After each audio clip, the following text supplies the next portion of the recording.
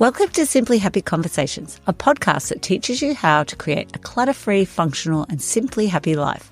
I'm Narelle King, a professional organiser who supports families with practical steps to simplify their lives and create a more organised home. I'm passionate about supporting neurodivergent families and individuals like myself. Did you know that there are 4.2 million podcasts in 2024 in the podcast index, but only 10% of those published an episode in the last 90 days? That means there is only 400,000 that are currently publishing. It's not a saturated market like you may think compared to YouTube videos, TikTok videos, Reels that are being published every day. That means that there's a lot of podcasts that fade out from that 4.2 million after 3 episodes. So I'm here to celebrate 3 years of podcasting and releasing 140 episodes. I've asked a special guest, Michelle, who works with me as a professional organizer, to come and ask me the questions that I generally ask my guests. So let's jump into this Simply Happy conversation. So welcome to Simply Happy Conversations. Today I've invited a very special guest to actually interview me. So it is a solo episode, but I've got someone interviewing me and asking me the questions that I usually ask my guests. And it's to celebrate 3 years of podcasting. So I'll introduce you to Michelle. And Michelle is an employee. She works with Simply Happy as well. She's a professional organizer, as well as a yoga teacher as well as a life coach. So all those things fit beautifully. So welcome, Michelle. Oh, thank you. Thank you for having me and letting me ask the tough questions this week. Yes, I know. It's a bit different when it's on the other foot. We'll see how you go. All right. Should we kick off with your first question? Definitely. Okay. If you were a Barbie doll, what 2 accessories would you come with?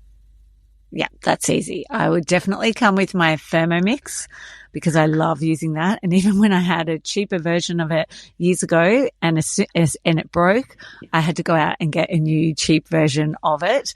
And then when that one broke, that's it. I'm upgrading to the proper Thermomix and I just use it every day for something. It doesn't necessarily mean it's cooking it, but it could be just mixing, grating, cutting, you name it. I use it on a daily basis. And so what's your favorite with your Thermomix? What is your favorite surprising thing that you use it for that you didn't think you might use it for? Oh, that's a tricky one. See, I don't even think of things that are tricky now because I just feel like I automatically go to that. That's my default, whereas my husband definitely isn't. He's like, get out a pot and mix things up, and he has to get used to still using it even though we've had it for years. I like, seriously, I use it for everything, like down to like making my salad. I always make my salad in there, just chopping, juices every day for the kids as well. I'm a novice. I have never used a Thermomix, so I'm like, no idea. I've heard many people talk about it, but I'm yet to convert or yet to see it in action, actually. That's what it I is. should come over to your house. Yeah, you should. Yeah. Like soup at the end of every week when I go through the fridge, I'll grab out the veggies that are, left over, that are looking a bit wilted, and I'll turn them into a soup. And so that'll be at the end of every week. Like there's never any leftovers because you've got the Thermomix to turn it into something. Zucchini slice, you name it. You can always turn it. If not, the worst is turn it into a soup. Yeah. I love that. Soup just uses up everything. And what's your other accessory? Your Thermomix and a yoga mat. So I love, and even when I go and teach yoga, I still take my own yoga mat. I don't know about you. Do you take your own? Yeah. Or use the one that I do. Yeah. I take my own.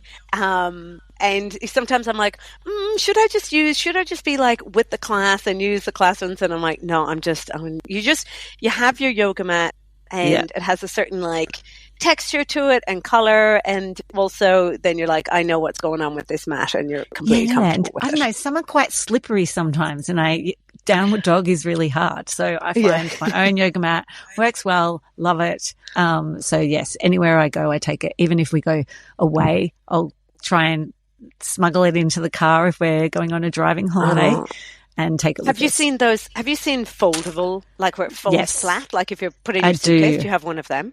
No, but I do need to get one of those. Yes, that would be good. Yeah. So when you're like international traveling, you can still stay going with your yoga practice. Yes. Well, I just still did it while I was away on the beach, but I still would much prefer to have your own mat. You're definitely more encouraged to do it, aren't you? Motivated. Yeah. Yeah. And then you've made the effort to bring it. So then you're just like, well, I've brought it. I need to use it. So there's that part of it too. True. Okay. Next question.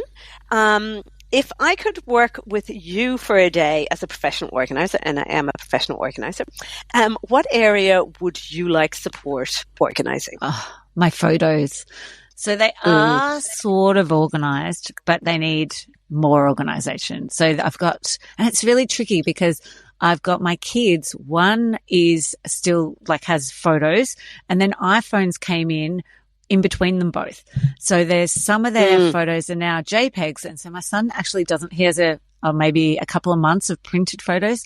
And then there's a whole probably 2 years of lost photos of both of them because iPhones, just started. So the quality wasn't so good and we didn't have anywhere to upload them. So there's sort of a bit of a gap for them.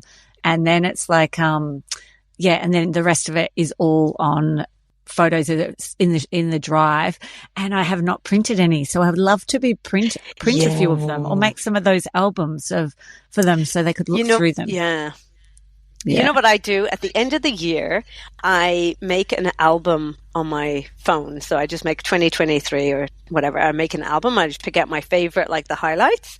So maybe 50, 70 photos. And then last year I turned it into a book. Takes ages.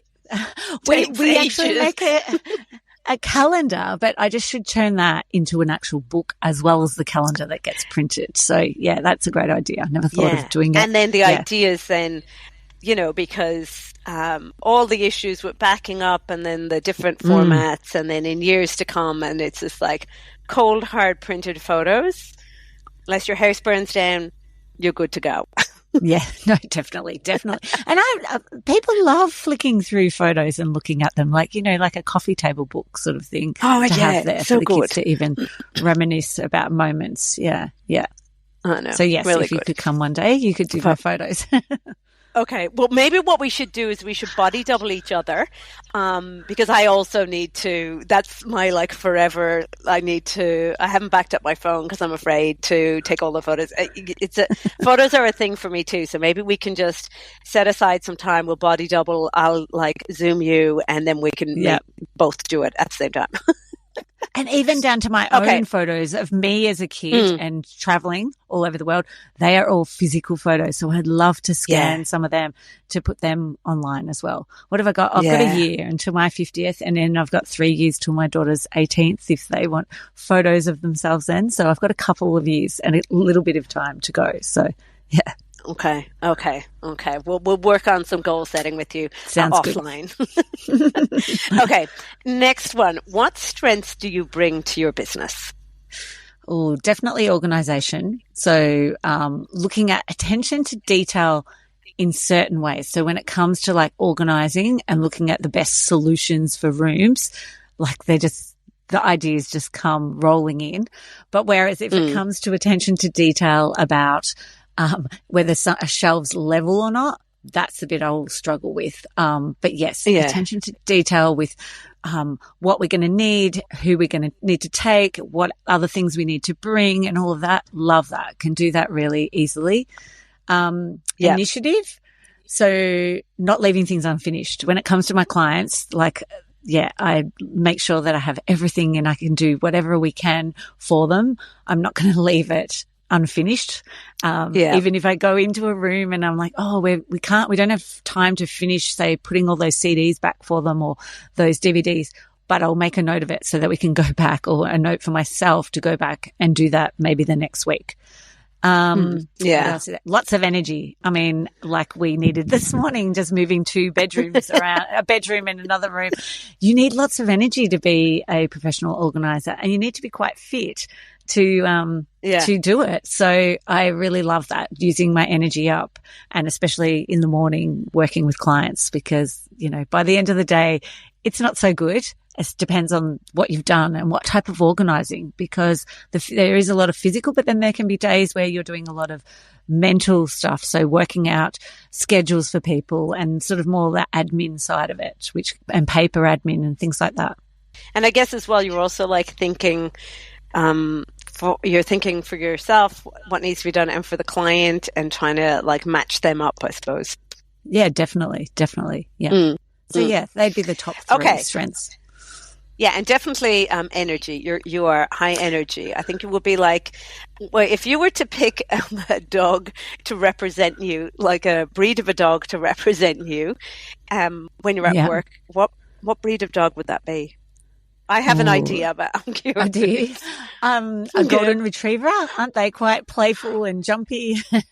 Yeah. And always I was thinking like a Jack Russell. Oh, yeah. Like small but fast and tenacious and just like never stops. Yep. Okay. What's the toughest decision you've had to make? Oh, just letting go of different areas within the business over the time. So definitely refining things down to professional organizing, because I loved like going on the retreats, taking people on retreats, teaching yoga, but you can't do everything. As much as I think you can, you can't do everything. So just really refining it down to organizing. And I used to work with some kids behind the scenes as well, but now I only work with the kids within my business when we're organizing. We're not doing anything else, which, it's just hard when you've got that teaching background.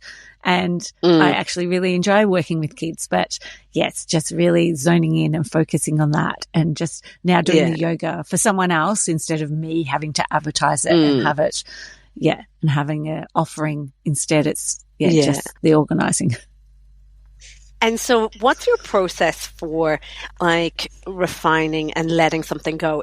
Do you just kind of, is it more intuitive, or are you quite calculating? So or is it a combination of those?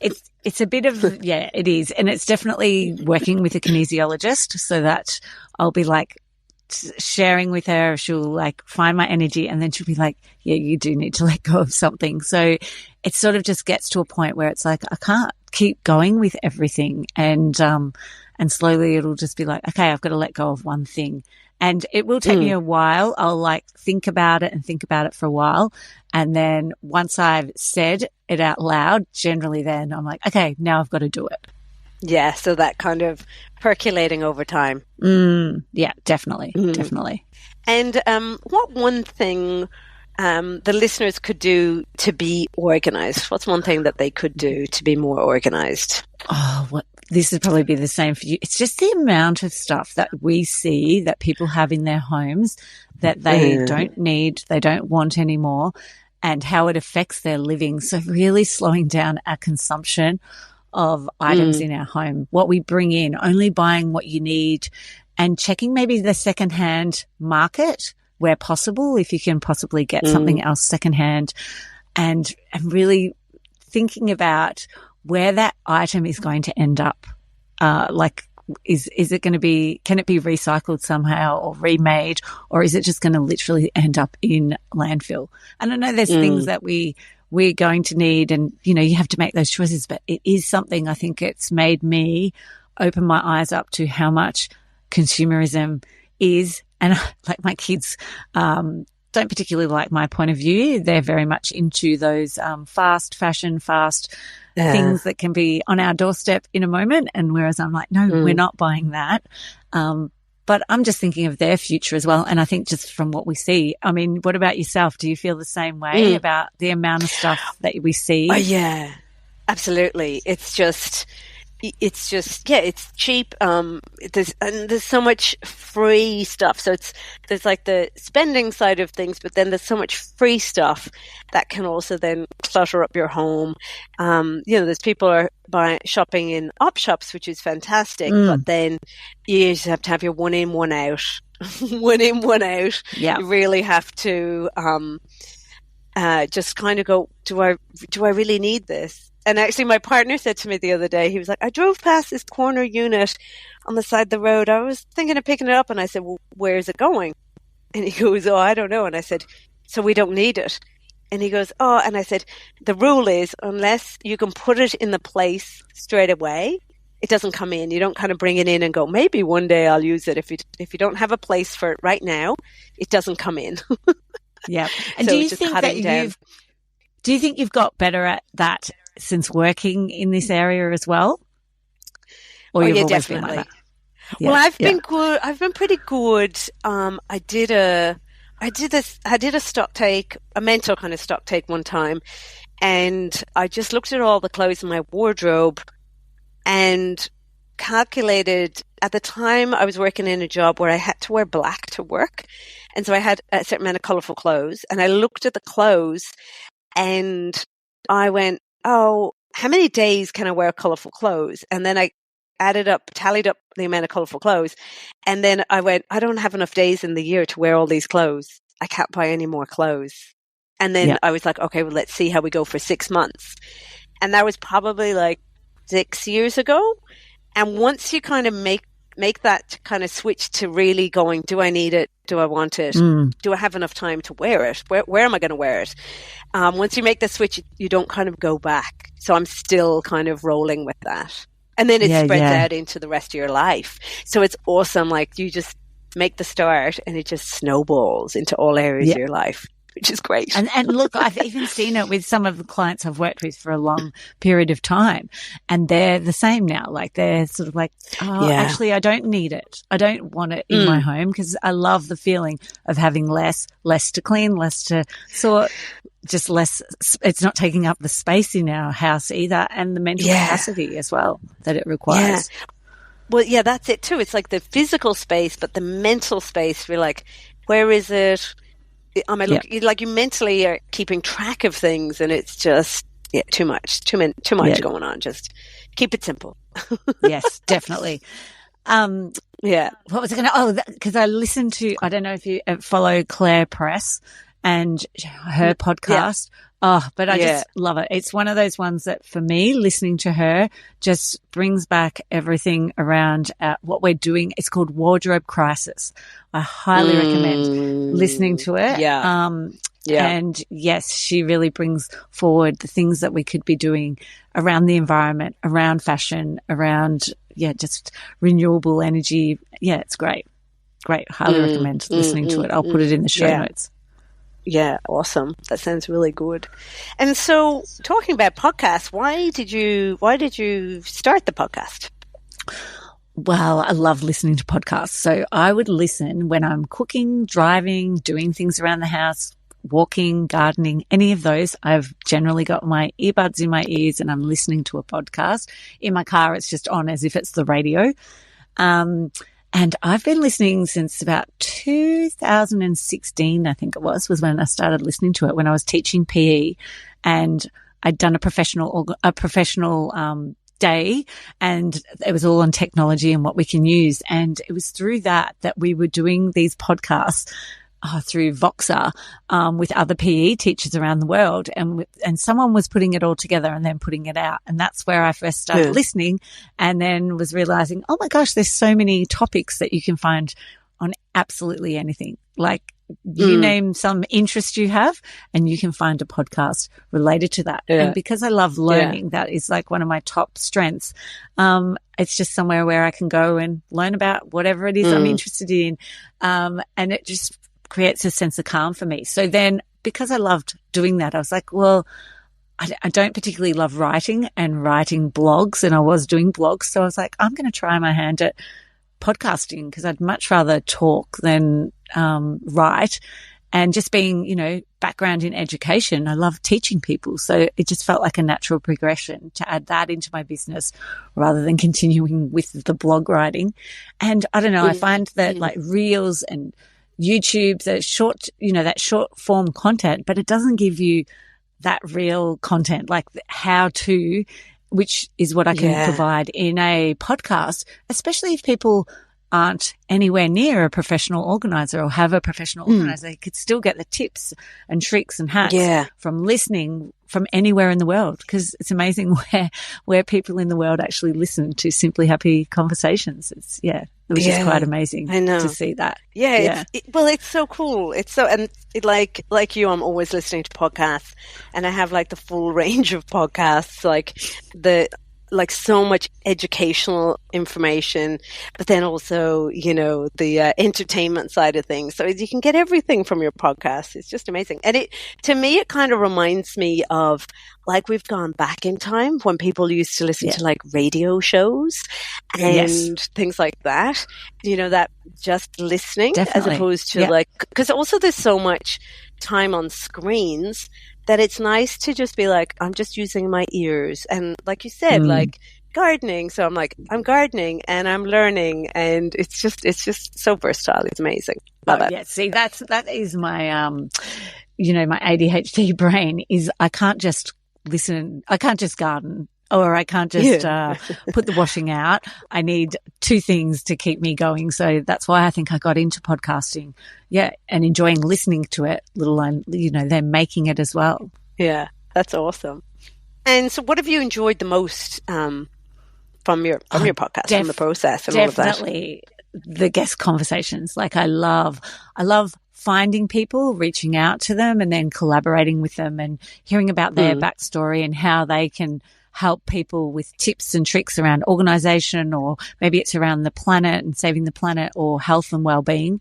So any of those sort of areas, and then just having them on and sharing their episode. And even like just before, a new client I just met, and we were talking about lights, and I was like, oh, I've got a podcast actually about block blue light. I can send it to you. She goes, oh my gosh, that would be great. So I find it too, it's really useful to share with clients. I do share them quite regularly to people when they'll ask me about something in particular. I'm like, oh, here, I'll share a podcast episode, and then you can ask me more questions after you've listened to it, or it's sharing about a particular product, like even Little Renters, which I had the other week on. It's been a great episode, and to be able to share that with other people to look at kids and sustainable clothing options as well. Yeah. And like you said, it's like so many different people on your podcast with different expertise, and being able to kind of capture that and just have it in a conversation. And like I said, sharing it with your clients, because it's like sometimes it's a lot of information. And like you said, some people take in information in different ways. Some people are like great at writing and reading, and then some people are like, I just want to take it in. I just want to listen. Also, like when you've got a busy life and you're driving, you're like, perfect, I'll just have it on when I'm in the car. And yes, definitely. What's your least favorite part? Is editing. And thank goodness I have Anne who edits it for me. I do a little bit of it, but she does the majority. She puts it all together. She does some of all the notes and puts it online and everything like that, puts it on the website. So I'm so thankful that I have her. I can do it, but it would just take me so much time, and I'd much rather be organizing with a client than doing that sort of part of it. And then there's Sam. Sam does like all the content. She writes some of the content and pulls bits from the podcast, so that for people who only like videos or short form content, they can still get the tips, but it's just in the way that they are, more enjoying, getting information. And I also, but I do share it in a newsletter too. So for those people who want just the tips written down in a short form, again, so so a podcast is great to offer all the different ways, and then just to reuse the content in the different ways that other people can access it. But yeah, definitely. Editing and rescheduling guest conversations. So, that can be really tricky, trying to find time. For me, obviously, I work with clients during the day, so my best time is sort of at night or on the weekend is when I let people schedule. And I've got a few coming up which are overseas, England and America. So that's going to be interesting because they're all like 6 a.m. in the morning. Yeah, the time difference. Yeah. So, I'll see how that goes. Thank goodness. Yeah. Thank goodness you have, and that's the thing. It's like you outsource the things that, that you need kind of help with, or that you just it doesn't really float your boat, and you just get somebody else to do exactly. those and focus on the things that you're like, that light you up and that you really want to do. Like having the conversation, doing all the, doing the fun part. The fun part. Yeah, exactly. Not the other part. Yeah. Oh, Well, thank you so much, Michelle. No worries, no worries. So it sounds like there's a lot of joy in podcasting and having those conversations with people. Oh, definitely. Definitely. There sure is. So maybe another day you could come back on and be a guest and talk about an area that you'd love you love organizing. Yeah. Okay, cool. Let's do that. We'll schedule that for another time. Yes, definitely. Sounds great. Thanks, Michelle. Well, no worries. Talk to you later. Bye. Thank you so much for joining me for today's Simply Happy conversation. If you enjoyed this episode, then I'd really appreciate it if you could leave a review. This helps others find it who are also looking for tips and organisational strategies to simplify their life and prioritise their health. If you enjoyed this episode, don't forget to subscribe so that you won't miss future episodes. You can also connect with me over at simplyhappy.com.au.